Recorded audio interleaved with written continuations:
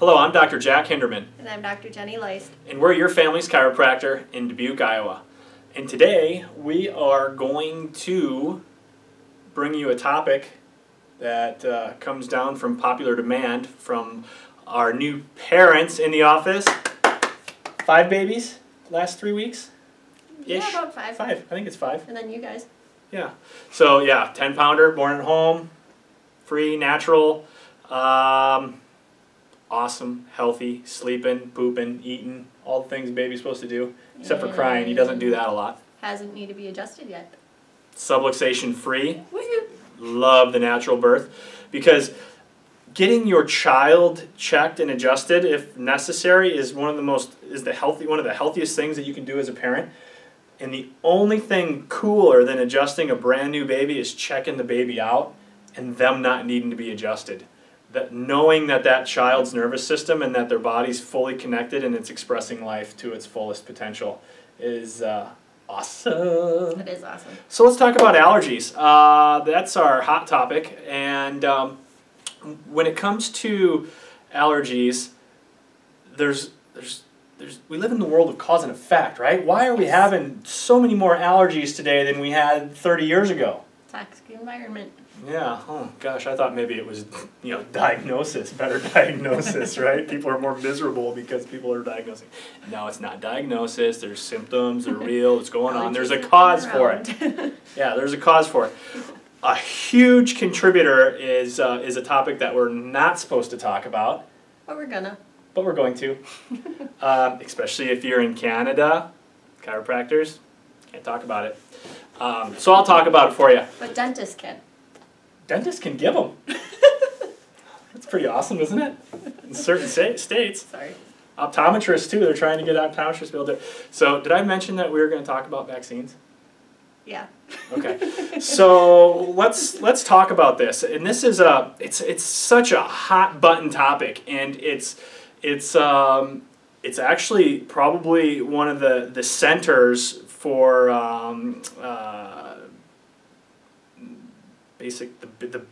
one of the strongest strongholds that our governments have to leverage away some of our most basic freedoms of choice when it comes to the health of our children. It's crazy. Cool. It's not cool. It's not cool at all. Especially when you understand how vaccines work. Yeah. They create antibodies, right? So antibodies, that could be a good thing. Our body produces antibodies when we're in contact with a virus, and it figures out how to destroy that virus. Antibodies and immunity is on the back end of that. But the challenge being with the overload that we see with vaccines, we're constantly stimulating this Th2, it's called, the Th2 immune response, which builds up antibodies. And at the same time, we're destroying the Th1 immune response with all the chemicals and antibiotics and things that they use to basically keep the vaccine fresh. Yeah. So if we're just talking in terms, let's just talk in terms of immunity. Okay, let's have a conversation about vaccines that doesn't have anything to do with anything other than immunity. Okay. Should we do that? We can do that. Let's see what we can do. Let's see what we can do. So we talked about that already. So Th1 drops down. That's our initial defense, right? Th2 spikes up, throws everything out of balance. Yeah. And what that does in the body neurologically, because the immune system and the nervous system are just so tightly knitted that you can't affect one without the other, it spirals our immune system into a stress response, fight or flight. Breaks my heart to be working with a kid, a baby, getting them nice, calm, relaxed, sleeping, eating, and pooping like they're supposed to, and then the very next time you see them, they're so tense that they can't even lay their heads down or relax, and you find out it's because they just got another round of vaccine. But at any rate, back to this allergy discussion. I would challenge anyone really to ask any immunologist, anyone that knows anything about the immune system, to see if what I just shared with you is right or wrong. There's a lot of research and statistics that are out there on that. As a parent, I think that one of our personal responsibilities to our children, and this is my personal opinion, so you can take it or leave it, but I think that for me anyway, my personal responsibility to my children is to understand what I would be doing to them if I do go the route of any kind of an intervention, particularly like vaccine. And what, for me, the decision that I've made, I said it's really not worth the risk to try to protect them from something that might happen. That might happen, and if they do get, history tells us that the vast majority of these kids are okay in the end anyway, and they build up an immunity to whatever it is, and so it's extremely important to be educated. There is tons of research out there. But you know what's really messed up about this whole vaccine thing?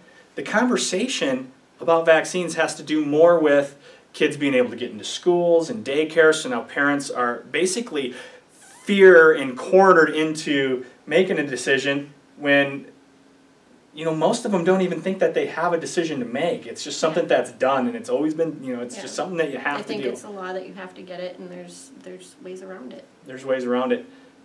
Don't get me wrong, it's going to become a law. If parents and the people in the right positions don't speak up and start standing for what's right, and that's the freedom for a parent to make a choice.